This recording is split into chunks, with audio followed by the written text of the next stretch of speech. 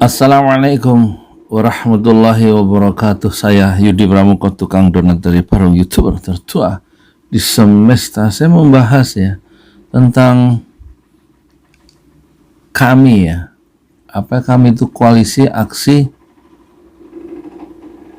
menyelamatkan Indonesia, dan menurut Din Samsudin itu berarti Indonesia kalau seperti kapal, dia sedang jalannya itu melenceng dari rute yang seharusnya dan dia hampir karam, kapal Indonesia itu. Dan banyak tokoh-tokoh yang bergabung dalam semacam deklarasi itu ada Rocky Gerung, ada Ihsanuddin Nursi, ada Husnul Mariah, ada siapa lagi itu ada Abdullah Hamahua, orang-orang yang punya kredibilitas dan yang lain-lain yang belum saya hafal satu-satu, tapi ada dua komentar yang sangat subjektif dari Luhut Sitompul dan dari Denny Siregar dua-duanya itu komentarnya terhadap kemunculan atau deklarasi koalisi aksi menyelamatkan Indonesia itu sangat subjektif dan sangat sangat menyerang pribadi dan saya sebenarnya tidak percaya dengan ucapan Denny Siregar dan juga Luhut Sitompul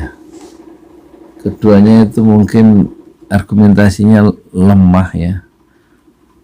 mereka menganggap orang-orang yang tergabung dalam koalisi aksi menyelamatkan Indonesia itu hanya mencari panggung katanya, dan juga orang yang sakit hati. Jadi kritik dari kedua orang tadi, yaitu Pak Luhut Sitompul dan Denny Siregar, itu tidak menyentuh substansi yang diungkap oleh Din Samsudin atau oleh tokoh-tokoh dari kami kan ini gerakan moral, dari situ ada Refli Harun bergabung juga ahli tata negara bergabung tokoh-tokoh politik yang kualitasnya itu mumpuni itu bergabung, termasuk Ahmad Yani politisi senior yang pernah di DPR pusat Tapi kalau kualitas dari artikulasi politik Pak Luhut Sitompul dan Denny Siregar itu, saya sudah beberapa kali melihat ungkapan mereka, terutama Luhut Sitompul di ILC seperti itu kualitasnya, dan Denny Siregar seperti itu kualitasnya di YouTube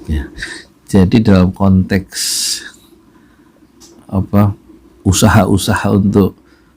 meluruskan kembali jalannya kapal Indonesia dan serangan dari Denny Siregar dan juga Luhut Sitompul, saya tidak terlalu bisa diyakinkan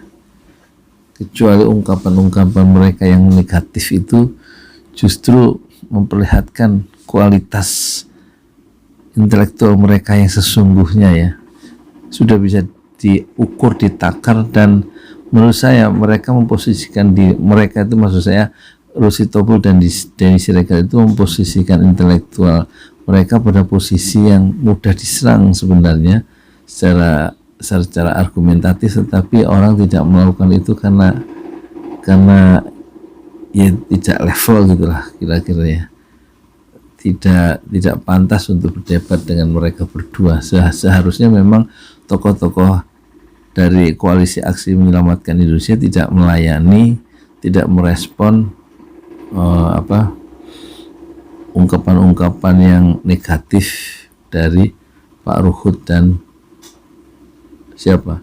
Denny Siregar, sebaiknya begitu, dan biarkan itu menjadi konsumsi pers bagian untuk mengoreksi